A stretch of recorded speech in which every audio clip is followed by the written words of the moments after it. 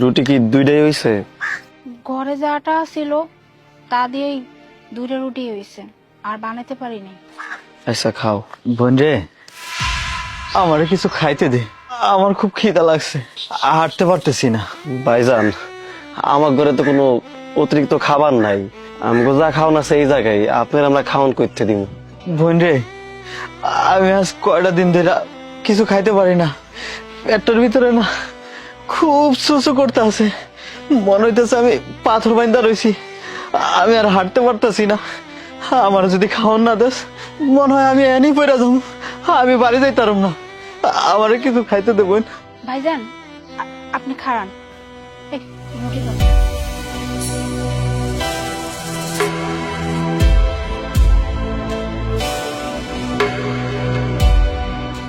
ভাইজান এই যে আপনার খাওয়া।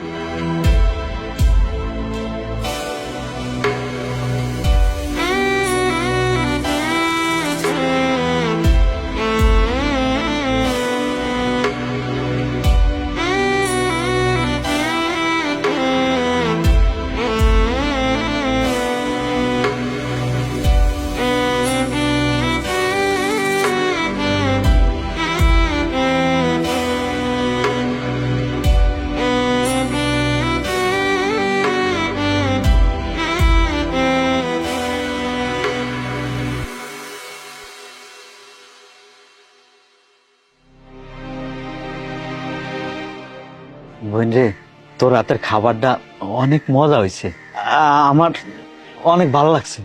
ভাইজান আপনি আর আমার কাছে রুটি চাইেন না, আর কিন্তু রুটি নাই।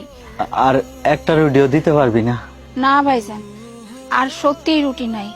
গত 2 দিন ধরে আমরা না খাই আছি। আজকে যা আটা ছিল তা দিয়ে আমি আর আমার জামাইয়ের লেগে 2টা রুটি বানাইছিলাম, ওই 2টা রুটি আমি আপনার দিয়ে দিছি। সত্যি আর আমার কাছে আর কোনো রুটি নাই, আর রুটি দিতে পারব না চাইলেও। আচ্ছা সমস্যা নাই, তোরা আমারে যতটুকু খাওয়ান দিছস আমার তাতেই খিদা মরছে।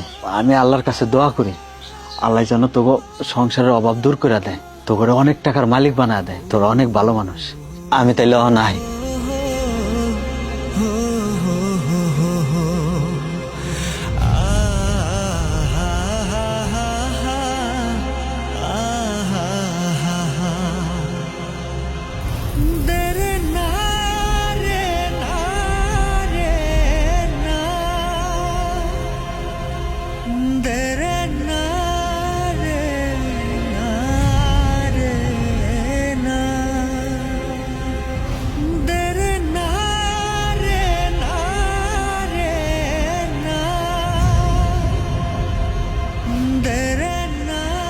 তুমি এটা কি করলা?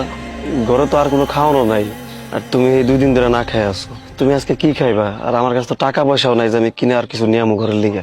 আমার নিয়ে তোমার চিন্তা করতে হবে না। গত 2 দিন যাবত না খাই আসছিলাম, আজকেও না খাই থাকতে পারবো না। তুমি দেখলে না ওই ভাইজানের ক্ষুধা কেমন করতেছিল। আমি ভিতরে চলো, আসো, আল্লাহর ব্যবস্থা করে দিব।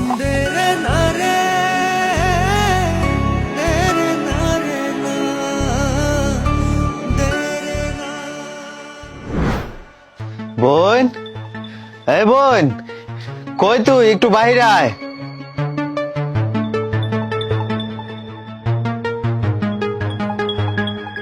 আপনি আবার আইছেন?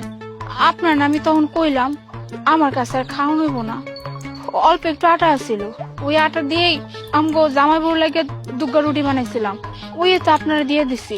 আর আমরা তো 2 দিন ধরেই না খাই আছি। না না, আমি কোনো খাওয়ান চাইতে আহি নাই, আমি তো আইছি এই ব্যাগটা তোকে পৌঁছায়া দিতে। ব্যাগ? কিসের ব্যাগ? মহান আল্লাহ তাআলা তোকে ভালো কাজে খুশি হইয়া আমার দিয়ে এই উপহারটা পাঠাইছে। ল ধর, খুইলা দেখ এটার মধ্যে কি আছে।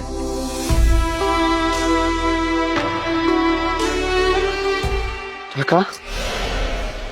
এতগুলো টাকা? বউ, আমি তো কিছুই বুঝতেছি না। ভাইজান, ব্যাগ ভর্তি এতগুলো টাকা আপনি আমাকে দিতেছেন, আমার মাথায় তো কিছুই খেলতেছে না। আরে বুঝতেছস না, আমি যখন ক্ষুধার্ত অবস্থায় তো ওগাছে আইছিলাম, তোরা আমার ফিরিয়ে দাস নাই, আমার খাওয়ান দিছস। এটা ছিল আল্লাহর তরফ থেকে একটা পরীক্ষা, তোরা ওই পরীক্ষায় পাশ করছস, এই জন্য আমার মাধ্যমে আল্লাহ তোর লাগে উপহার পাঠাইছে। আর একটা কথা বলি বোন, মন দিয়ে শুন, এই টাকাটা তোরা কখনো অসৎ কাজে ব্যবহার করবি না। এই টাকাটা যেদিন তোরা অসৎ কাজে ব্যবহার করবি সেদিন তোরা ধ্বংস হয়ে যাবে। আমরা তো কোনোদিন অসৎ কাজে এই টাকা ব্যবহার করব না, তাই না ক? হ্যাঁ, অসৎ কাজে আমি এটাকে কখনো ব্যবহার করবো না। হ্যাঁ। ভাইজান, ভাইজান, ভাইজান, এই বউ, ভাইজান তো এই জায়গায় আসছিল, উনি কই গেল? এই এনে তো আসছিল, কই গেল? এই মাত্র তো ছিল এনে। বুঝছি বউ, আসলে ভাইজান কোনো মানুষ আসছিল না, ভাইজান আসছিল ফেরেশতা। আল্লাহ তাআলা খুশি হয়ে পাঠাইছে। তুমি সবসময় কইতা না যে আল্লাহর উপরে ভরসা করো, আল্লাহর উপরে ভরসা করো। আল্লাহর উপরে ভরসা করে আমরা তো নাছিলাম, তাই আল্লাহ আমগুলিকে ভাইজানকে উপহার পাঠাইছে। কিন্তু একটা কথা, ওই যে ভাইজান কইছে না, এইটা কিন্তু বউ অসৎ পথে কখনো খরচ করুন যাইব না, ভালো পথে খরচ করুন লাগলো। আমি এইটাকে কখনো অসৎ পথে খরচ করুন না। তুমি একদম হাসা কথা কইছো।